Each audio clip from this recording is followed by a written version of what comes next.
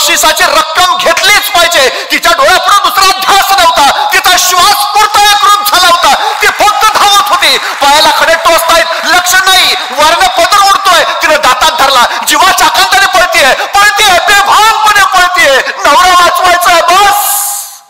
तिचा ध्यास हाच तिचा श्वास झाला.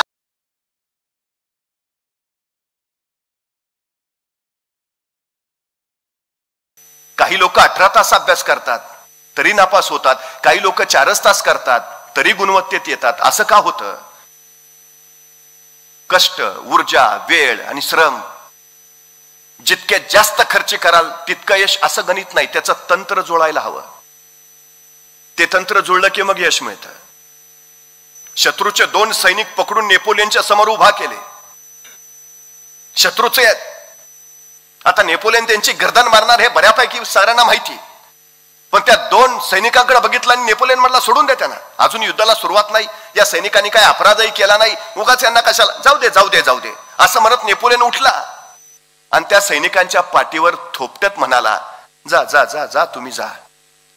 ते सैनिक निघून गेले आणि नेपोलियन आपल्या सेनापतीला बोलावलं. म्हटला तू काही सैन्य घे आणि शत्रू सैन्यावर हल्ला करायला जा. हल्ला केल्यासारखं दाखव आणि अचानक शत्रूची भीती घेऊन तू पळून सुरवायला कर. तू भिवून पळतो हे बघितल्यावर शत्रू सैन्य तुझ्या पाठलागावर येईल, पळवत नाही पुढं. सेनापती म्हणला ठीक आहे. सेनापतीला हे सांगितलं. नेपोलियननं दुसऱ्या सरदारला सांगितलं, आता हा आपला सेनापती त्या शत्रूला हल्ला करायला जाईल आणि भिवून आल्याचं नाटक करत पळवत पळवत नेईल. ज्यावेळी आपलं सैन्य त्याच्या पाठीमागं शत्रूचं सैन्य पाठलाग करत जाईल त्यावेळी तू मध्येच दबा धरून बस आणि पाठीमागून शत्रूच्या सैन्यावर गोळीबार कर. सरदार म्हटलं ठीक आहे. नेपोलियननं सांगितल्यासारखं सेनापतीनं केलं. शत्रू सैन्यावर हल्ला करायला गेला, अचानक भिल्याचं नाटक केलं आणि सरळ वळाला आणि भिवून पळतोय असं दाखवलं. शत्रू सैन्य त्याच्या पाठलागावर पळत सुटलं. बघता बघता सेनापतीचं सैन्य पुढं, शत्रूचं सैन्य पाठीमागं. आणि ज्या सरदारला नेपोलियननं सांगितलेलं की दबा धरून बस, शत्रूचं सैन्य पुढे गेल्यावर तो बाहेर आला आणि पाठीमागून शत्रूच्या सैन्यावर तिने प्रचंड गोळ्यांचा वर्षाव केला. शत्रूचं सैन्य जागेवर पराभूत झालं, मरून पडलं. सेनापती नंतर नेपोलियनला म्हणाले, तुमचं हे युद्धतंत्र विलक्षण, तुमच्या या युद्धतंत्राच्या बळावर आज आपण जिंकलो. पण हे तुम्हाला सुचलं तसं पाठीमागून गोळ्यांचा वर्षाव करावा ते? नेपोलियन म्हणाला, सकाळी ज्यावेळी ते 2 सैनिक तुम्ही पकडून आणले होते त्या 2 सैनिकांच्या पाठीवर मी थोपटलं त्यावेळी माझ्या लक्षात आलं त्यांच्या फक्त छातीवर चिलकत आहे, पाठीवर नाही.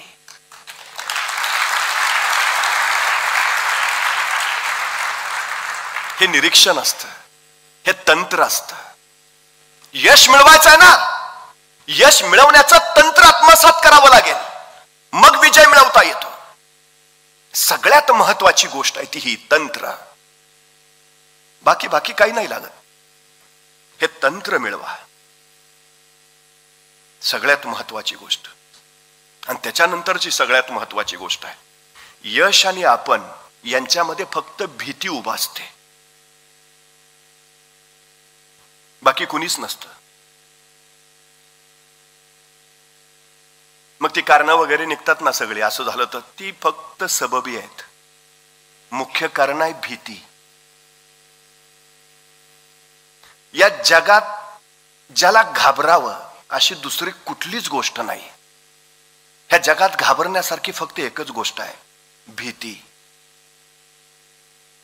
आणि ती दुसऱ्या कोणाचीही नाही, आपल्या मनातली भीती. सगळ्यात महत्वाची गोष्ट. एखादी गोष्ट करायची आहे पण धाडस नसतं. धाडस नसणं म्हणजे भीती वाटणं. बरं, भीती फक्त अपयशाचीच असते असं नव्हे, बऱ्याचदा भीती यशाचीही वाटते. माझ्या एका मित्रानं प्रमोशनच नाकारलं. म्हटलं का रे? नाही, प्रमोशन घेतल्यावर इंग्रजीत बोलायला लागेल. त्याला इंग्रजीची भीती, त्यांनी यशाचा मार्गच बंद करून टाकला. अपयशाची नाही, यशाची भीती असते. ही भीती सगळ्यात धोकादायक आहे, सगळ्यात धोकादायक.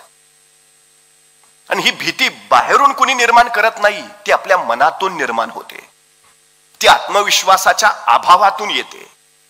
तुमच्या क्षमता तुम्हाला माहिती असतील, तुमच्या क्षमतांवर विश्वास असेल, त्यातनं तुमच्यावर प्रगाढ आत्मविश्वास स्वतःवर असेल तर तुम्हाला भीती वाटतच नाही. पण हे जर नसेल तर भीती सगळ्यात महत्वाची, जी तुम्हाला पराभूत करते. बाकी कुणी पराभूत करत नाही तुम्हाला. हा सगळ्यात महत्वाचा विषय आहे, भीती. ही पहिल्यांदा काढून टाका. पण काय आहे अडचण आमच्याकडं? प्रेरणा देणारे, उत्साह वाढवणारे, म्हणजे आता हे वैभव परब, त्यांचे सहकारी, अशी फार दुर्मिळ माणसं असतात. बरीच लोक, जमेल का तुला? मला नाही वाटत. परीक्षा कोण देणार आहे? तू कशाला सांगतो? आपल्यालाही त्याच खरं वाटतं. खरंच नाही जमणार का? आमच्या आजूबाजूला सगळा परिसर आहे ना, तो असा आहे. सायकल शिकू का? नको, पडशील. पोहायला जाऊ का? नको, बुडशील. मग करू काय? टीव्ही बघ. कसं व्हायचं? म्हणजे लहानपणी आपलं लक्ष नसताना आपल्या मुलानं कुठं अंधारात जाऊ नये, तो धडपडू नये, त्याला लागू नये म्हणून आई सांगते तिकडे नको जाऊ, भाऊ आहे. लहानपणाच्या अर्धजागृत मनावर तो भाऊ असा बसतो ना, लग्न झालं तरी माणसं अंधाऱ्या खोलीत जात नाहीत.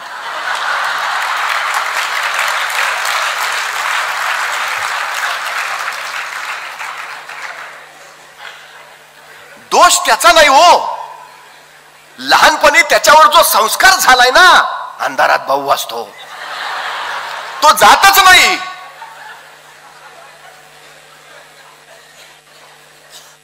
सगळ्यात मोठी अडचण आहे आमची, सगळ्यात मोठी.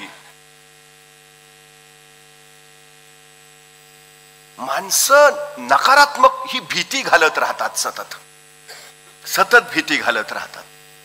आमच्या अर्धजागृत मनावर त्यातून परिणाम होतो. मग इंग्रजी ते अवघडच आहे. मग ते शारीरिक चाचणी, ती तर फार कठीण आहे. मुलाखत बोलूच नको. मला गणितच कळत नाही, काय हा प्रकार काय आहे.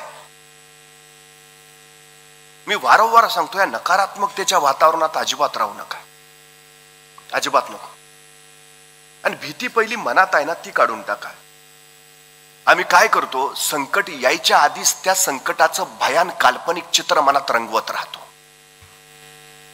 आणि मग फार काहीतरी आता होणार, दबा धरून बसते भीती. प्रत्यक्षात ज्यावेळी संकट येतं, निघून जातं, काहीच होत नाही, मग आपलं उगाच टेन्शन घेतलं. अरे तो आधीच कशाला विचार करतो मग? म्हणजे पाठीशी आपल्याला बुडू देणार नाही असा प्रशिक्षक आहे, तरी पाण्यात पहिल्यांदा बुडी मारताना भीती वाटतेच. उडी टाळायचा आपण प्रयत्नही करतो, पण अशक्य झाल्यावर अखेर कोणीतरी ढकलल्यावर आपण पाण्यात पडतो. मग जीवाच्या आकांताने हातपाय मारायला सुरुवात करतो.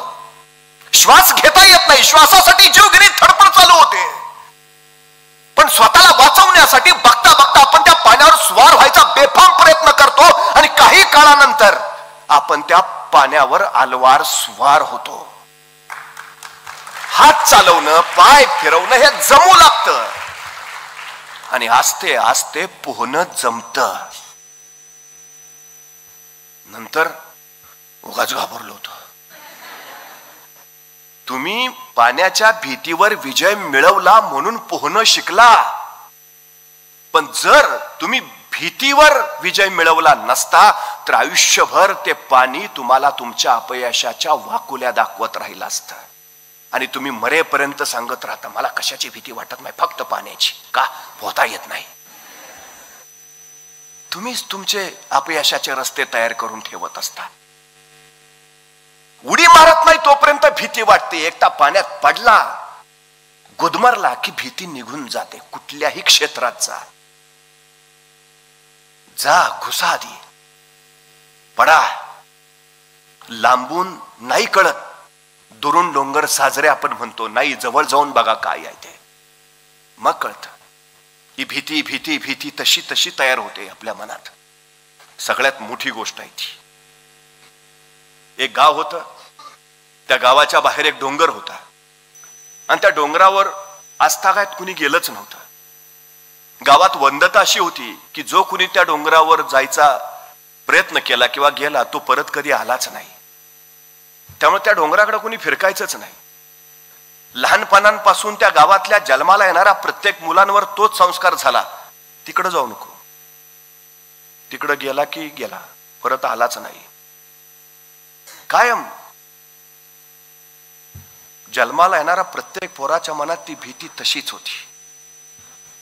पण नवीन बंडखोर रक्ताचे काही तरुण मुलं देशाच्या स्वातंत्र्य दिनी दिवशी त्यांनी जसं ठरवलं काहीतरी वेगळी स्पर्धा करूया, आणि त्यांनी स्पर्धा काय ठरवली, त्या गावाबाहेरच्या त्या डोंगरावर जो कोणी जाईल त्याला 1 लाख रुपयाचं पारितोषिक देण्यात येईल.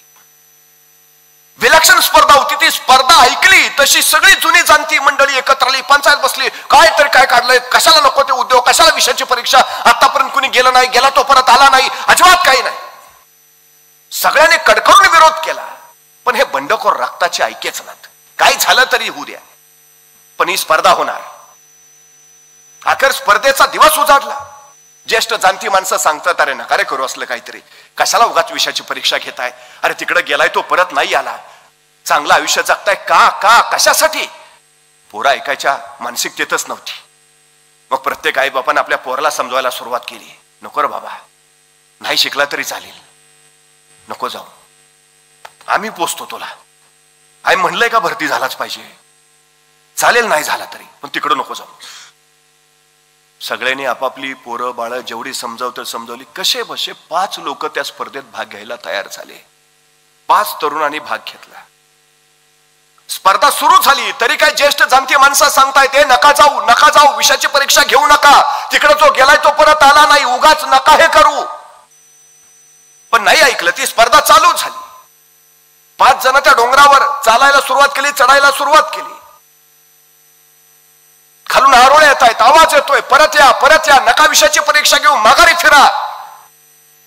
मुलं पुढं निघाली. अचानक खालून परत गलका ऐकू आला, अरे ऐका, आत्ताच परत फिरा, अजून वेळ गेलेली नाही, माघारा या.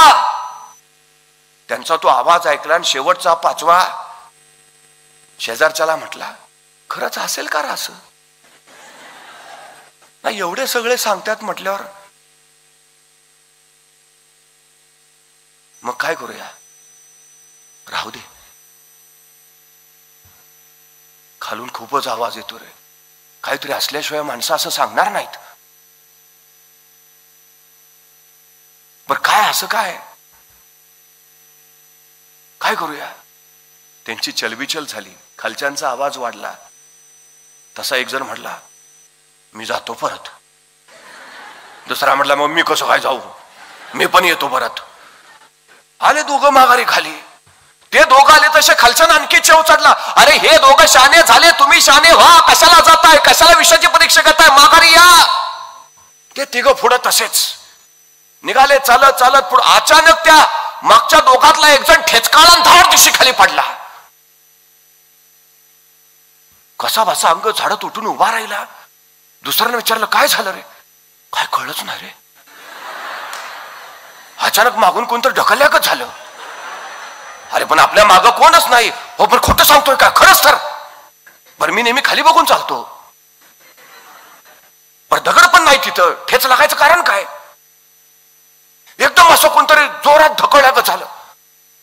तुला काय म्हणायचंय? काहीतरी आहे राव. आतापर्यंत कधी असं ठेचकाळलो नाही आणि एवढा खाली बघून चाललोय. आहे मग नको बाबा, जाऊ माघारी. ते दोघं सुद्धा त्या भीतीनं माघारी गेले. खालच्या लोकांना आणखी आनंद झाला. आता एक जणच निघालाय वर. लोक त्याला हाका मारायला लागले, परत ये परत ये परत ये. पण या पठ्ठ्याचं लक्ष नाही. त्याचं आपलं सरळ चालणं, आपल्या ध्येयाच्या दिशेनं चालणं. चालतोय ना अखेर तो त्या डोंगरावर पोहोचला. स्वतःच्या हातातला ध्वजने त्या डोंगराच्या शिखरावर लावला आणि खाली हात फैलावत जिंकलो असं त्याने अभिवादन केलं. तो डोंगरावर पोहोचलाय, खालच्या लोकांनी बघितलं आणि एकच हल्ला कल्लोळ करायला सुरुवात केली आणि असंख्य माणसं त्याला वर आणायला धावत धावत त्या डोंगराकडे निघाली. आतापर्यंत जे कुणाला जमलं नव्हतं ते यांनी साधलं. आतापर्यंत कुणी त्या डोंगरावर पोहोचला नव्हतं तो हा पोहोचला. विलक्षण यश मिळवलं. सगळं कौतुक करायला झेपावले. तोही वरून खाली आला. अर्ध्या वाटेतच त्याला लोकांनी अगदी खांद्यावर उचलून घेतलं. वाजत गाजत मिरवणूक चाललीये. अवघा आनंद कल्लोळ, हल्ल कल्लोळ चाललाय. जिंकला, 1 लाखाचं पारितोषिक जिंकलं. एक म्हातारा मात्र त्या गर्दीत न त्या जिंकलेल्या पोराला सारखा विचारतोय, अरे पण तुला जमलं कसं? सगळी माघारी आला, तो कसं काय नाही आला? आतापर्यंत कुणीच गेलं नव्हतं, तो कसं काय गेला? आतापर्यंत कुणी गेलेला परत आला नव्हता, तो कसं काय आला? तो म्हातारा काय प्रश्न विचारायचं थांबे ना. तो काही थांबेच ना म्हणल्यावर जनी खांद्यावर घेतलेला तो त्याला म्हटला, कुणाला विचारताय? अरे ह्यालाच ना जिंकलाय तो, कसा काय जिंकला? याला विचारून काय उपयोग आहे का? का बाहेर आहे?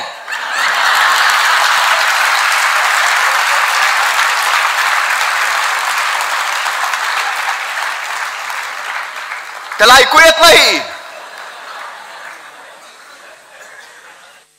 तो ध्येयाच्या शिखरावर का पोचला माहितीये? बाहेरा होता म्हणून. तो का पोचला माहितीये? इतरांचे नकारात्मक बोल त्याच्या कानावर पडत नव्हते म्हणून. ज्यांना ऐकू येत होतं ते माघारी फिरले, परत फिरले. हा नाही, याला ऐकूच येत नव्हतं. एकदा तुमचं ध्येय ठरलंय ना, एकदा तुमचा पक्का निश्चय झालाय ना, एकदा तुमच्या क्षमतांची तुम्हाला जाणीव आहे ना, तुमच्यात स्वतः प्रगाढ आत्मविश्वास आहे ना, कुणाचंही ऐकू नका. मग अजिबात नाही. भैरेवा, जोपर्यंत ध्येयापर्यंत पोचत नाही ना, सरळ भैरेवा. काही बघायची गरज नाही कुणाच. हा सगळ्यात महत्वाचा विषय आहे. तुम्ही सबल असा, दुर्बल असा, तुमच्यात गुण असतील, तुमच्यात गुण नसतील, तुमच्यात क्षमता असेल नसेल, तुमच्यात कमतरता असतील, काही काही काही एक सगळ्यात महत्वाची गोष्ट लक्षात घ्या. जर तुमची इच्छाशक्ती विलक्षण असेल ना, पोचायची जिद्द असेल आणि उत्कटता आपल्या ध्येयाला गाठायची असेल आणि त्या तीव्रतेनं जर तुम्ही चालत असाल ना, तर या जगात तुम्हाला कुणीच रोखू शकत नाही, कोणीच नाही. फक्त ती तीव्रता हवी, बस. त्या तीव्रतेनं जायला हवं तुम्ही. मग काही काही काही नाही. ह्या जगात फक्त ताकदवान असलेली एकच गोष्ट आहे, तुमची चिकाटी. फक्त चिकाटी. बाकी सगळे गुण तुमच्याकडे नसले तरी काय हरकत नाही, फक्त चिकाटी. तेवढी चिकाटी तुम्हाला जिंकून देऊ शकते. 5 किलोमीटरची शर्यत जिंकणाऱ्या धावपटूला विचारलं, तुझ्या यशाचं रहस्य? तो म्हटला, मी थांबलो नाही. यशाचं सर्वोत्तम रहस्य हेच आहे, थांबायचं नाही. पोहोचल्याशिवाय थांबायचं नाही. जिंकल्याशिवाय माघारी फिरायचं नाही. ध्येय गाठल्याशिवाय वाट सोडायची नाही. हे सगळ्यात मोठं रहस्य आहे यशाचं.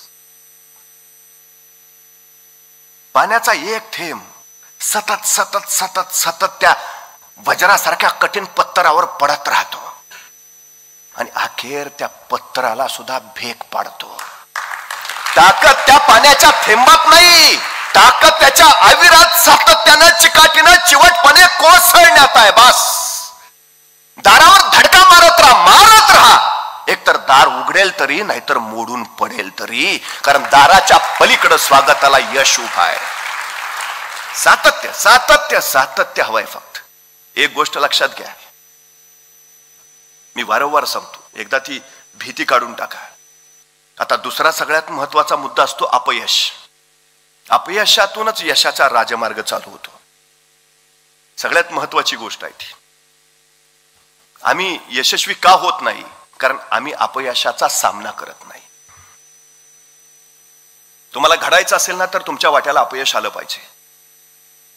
ही सगळ्यात महत्वाची गोष्ट आहे. मेणबत्तीच्या तबकडीवर ध्वनिमुद्रित करायचा प्रयोग थॉमस एडिसननं यशस्वी केला. पण मेणबत्तीच्या तबकडीवर ध्वनिमुद्रण करायचे प्रयोग त्याने तब्बल 10,000 वेळा केले आणि 10,001वा प्रयोग त्याचा यशस्वी झाला. अनेकांनी त्याला विचारलं, म्हणजे 10,000 प्रयोगाचा तुमचा वेळ, तुमचा कष्ट, तुमची ऊर्जा वायाच गेली ना? तुम्हाला नाही, त्या 10,000 प्रयोगानेच मला शिकवलं यशस्वी तबकडी कशी तयार करायची. मला आलेलं प्रत्येक अपयश माझी चूक दाखवून गेलं. मला आलेलं प्रत्येक अपयश कसं योग्य जायचं ते मला दाखवत राहिलं. मला आलं अपयश, माझ्यातल्या क्षमता कुठल्या जास्त आहेत आणि कुठल्या कमी आहेत हे सांगणारं ठरलं. मला आलेलं अपयश मी अचूक आणि परिपूर्ण कसा बनवू शकतो हे सांगणारं ठरलं. अपयशानंच मला घडवलं, यशानं नाही. अपयश जर आलं नसतं तर मी घडलोच नसतो. एडिसन सांगतोय. माणसं कुठली पुढे गेली? काही भारतीय पत्रकारांचं पथक जपानला गेलं होतं. ज्या हिरोशिमा नागासाकीवर अणुबॉम्ब झाले त्या शहरांचं, तिथल्या वास्तूंचं निरीक्षण करत ते भारतीय पत्रकारांचं पथक फिरत होता. त्यांच्या सोबत गाईड होता, तो माहिती देत होता. एका ठिकाणी प्रचंड मोठ्या इमारती समोर आल्यावर तो जपानचा गाईड या पत्रकारांना म्हणाला, हिरोशिमा नागासाकीवर जे अणुबॉम्ब झाले त्याच्यानंतर ही शहरं बेचिराग झाली. त्या शहरांच्या पुनर्वसनाचं कार्य या इमारतीतनं चालतं आणि या पुनर्वसन समितीचे अध्यक्ष आहेत मॅक हायवर्टन. तसे भारतीय पत्रकारांपैकी एक पत्रकार म्हणाले, मॅक हायवर्टन? तो हाच मॅक हायवर्टन ना की ज्याच्यामुळे तुमच्या हिरोशिमा नागासाकीवर अणुबॉम्ब पडले? मग ज्याच्यामुळे अणुबॉम्ब स्फोट झाले त्याच मॅक हायवर्टनला तुम्ही पुनर्वसन समितीचा अध्यक्ष करता? तो गाईड मार्मिकपणे एवढंच म्हणाला, हो, कारण जपानी माणूस पराभवाची वारंवार चर्चा करत नाही. आम्ही चर्चाच करत नाही. अपयश आलं ना शिकवून जातं, अपयश आलं ना अनुभव देतं, पुढे जाण्याची प्रेरणा देतं. पराभव तुम्हाला माघारी खेचण्यासाठी नाही, अपयश तुम्हाला माघारी वळवण्यासाठी नाही. अपयशी कोण होतात? छोटासा पराभव झाला की माघारी फिरणारे ते अपयशी. तुम्ही किती उंची गाठली यावर तुमचं यश ठरत नाही, पडल्यानंतर तुम्ही पुन्हा किती किती किती वेळा उठून उभा राहिला यावर तुमचं यश ठरतं. राईट बंधूंनी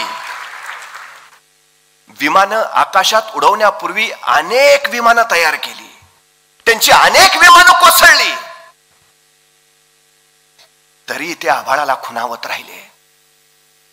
कोसळल्या विमानांना पुन्हा पुन्हा आभाळात झेपावत राहिले. अखेर आभाळाला पाजर फुटला आणि या आभाळानं राईट बंधूंच्या विमानांना कुशीत घेतलं आणि विमानं आकाशात भरारा मारायला लागली. पण पहिलंच विमान कोसळलं असतं, राईट बंधूंनी विषय सोडला असता तर आज आभाळात भरारा मारू शकलो नसतो आम्ही. राईट बंधू सांगतात, अपयश तुम्हाला घडवतं, अपयश तुम्हाला अधिक अचूक आणि अधिक परिपूर्ण करत जातं. हे सगळ्यात महत्वाचं आहे.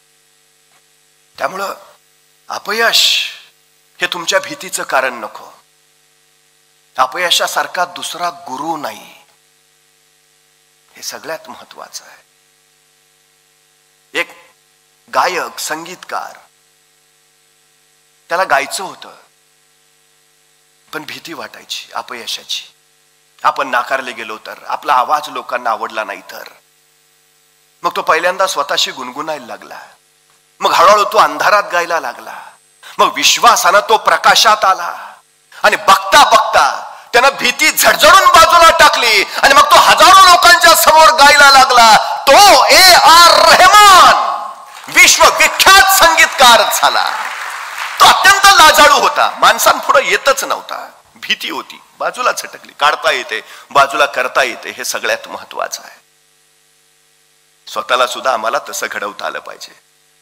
भीती भीती सगळं बाजूला काढत पुढे जाता आलं पाहिजे, तर निश्चितपणे आम्ही यशाचा तो डोलारा उभा करू. आम्हाला हवं ते आम्ही मिळवू, ही सगळ्यात महत्वाची गोष्ट आहे. खर तर आपण ज्या क्षेत्रामध्ये आहात, जे घडू पाहत आहात, त्या सगळ्याला फक्त एक नियम लागू पडतो. तुम्ही मेहनत किती करता. तुमची जेवढी मेहनत जास्त तेवढं तुमचं यश जास्त.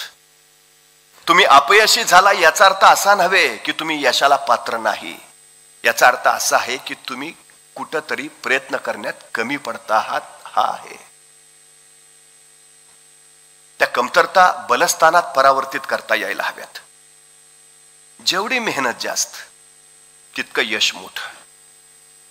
तुम्हाला या सृष्टीत काहीच फुकट मिळत नाही.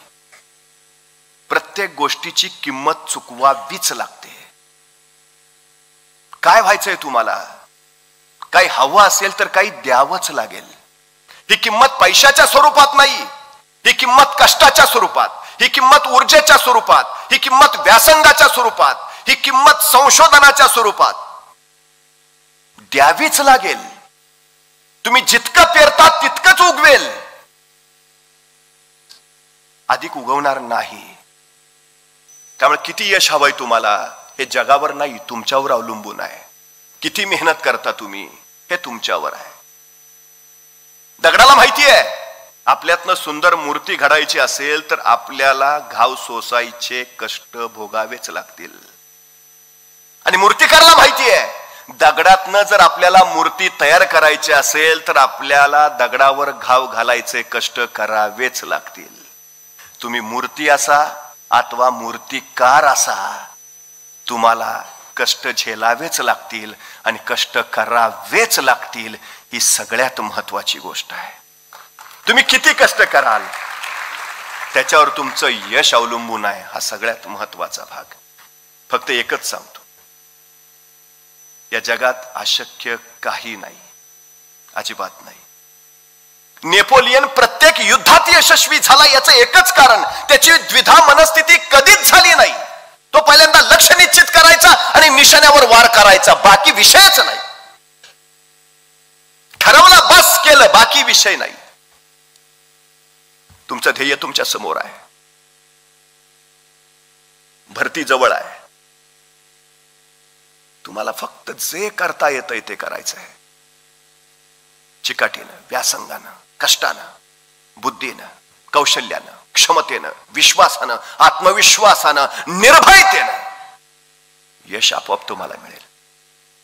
असं काहीच नाही की जे करता येत नाही, असं काहीच नाही जे मिळवता येत नाही, असं काहीच नाही जे वाटतंय पण होता येत नाही. सगळं करता येतं, सगळं होता येतं, सगळं बनता येतं, सगळं घडवता येतं. फक्त आपल्या हातात ते असतं. त्यामुळे मला निश्चित खात्री आहे राष्ट्रसेवेचं, राष्ट्रभक्तीचं, कायदा सुव्यवस्थेचं आणि सर्वसामान्यांच्या रक्षणाचं ब्रीद घेऊन चाललेलं पोलीस खातं, तुम्ही एका ध्येयानं, एका उद्देशानं त्या क्षेत्रात जाऊ इच्छित आहात. निश्चितपणे आपल्या सगळ्यांना त्यासाठी मी मनपूर्वक शुभेच्छा देतो. फक्त एकच गोष्ट,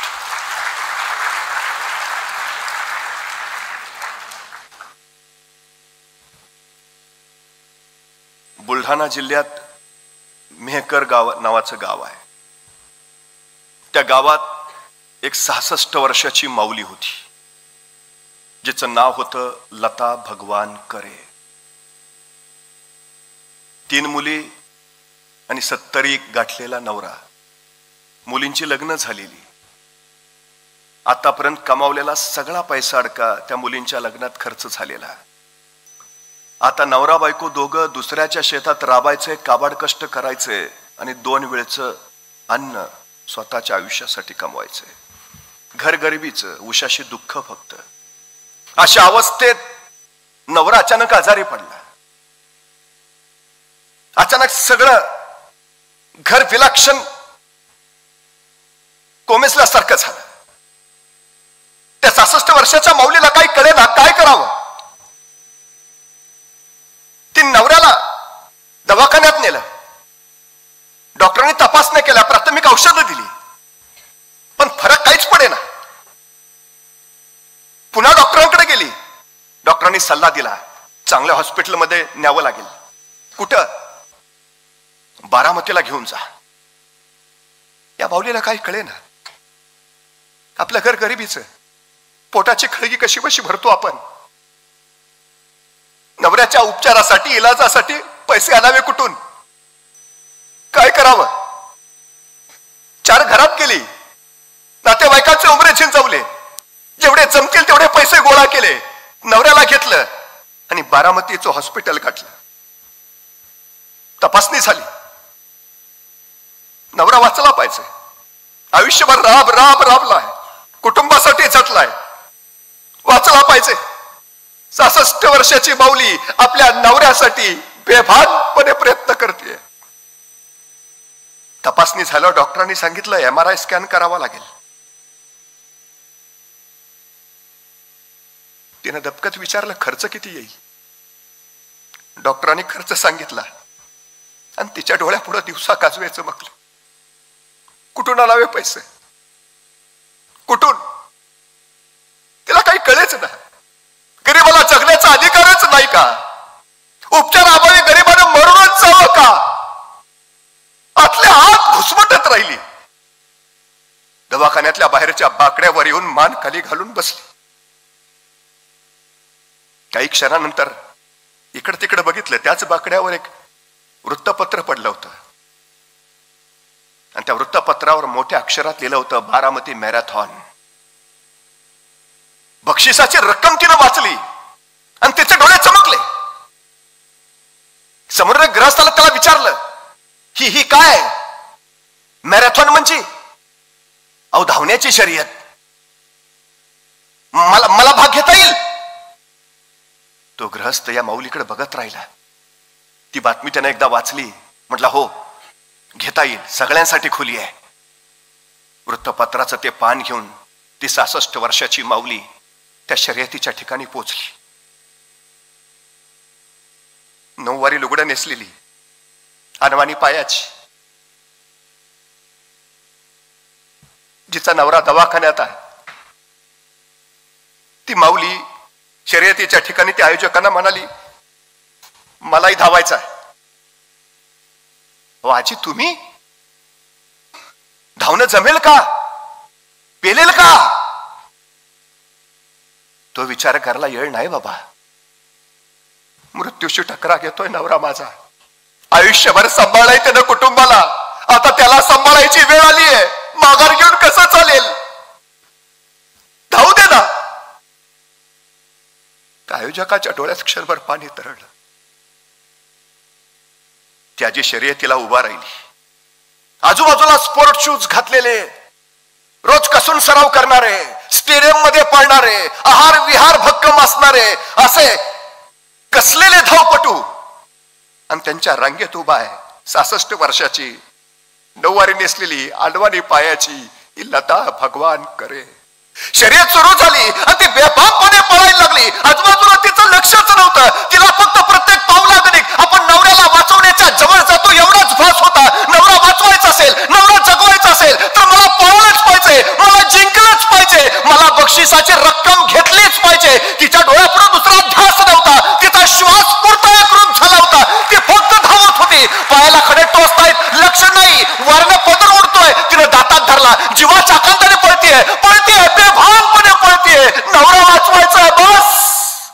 तिचा ध्यास हाच तिचा श्वास झाला आणि तिने शेवटचं पाऊल टाकलं आणि चोहो बाजूनी टाळ्यांचा प्रचंड कडकडाट उठला. 66 वर्षाच्या माऊलीनं ती 3 किलोमीटरची बारामती मॅरेथॉन जिंकली. अनेकांना आनंद झाला. तिच्या जिद्दीचा, तिच्या विलक्षण चिकाटीचा, तिच्या ध्यासाचा, जिंकण्याच्या तिच्या तीव्रतेचा. तिला आनंद फक्त एवढाच होता, आता नवरा वाचेल माझा. त्या लताबाईंना जेवढ्या तीव्रतेनं जिंकण्याची गरज वाटली ना, त्या तीव्रतेनं ज्यावेळी तुम्हाला गरज वाटेल त्यावेळी तुमच्या अंगावर वर्दी असेल.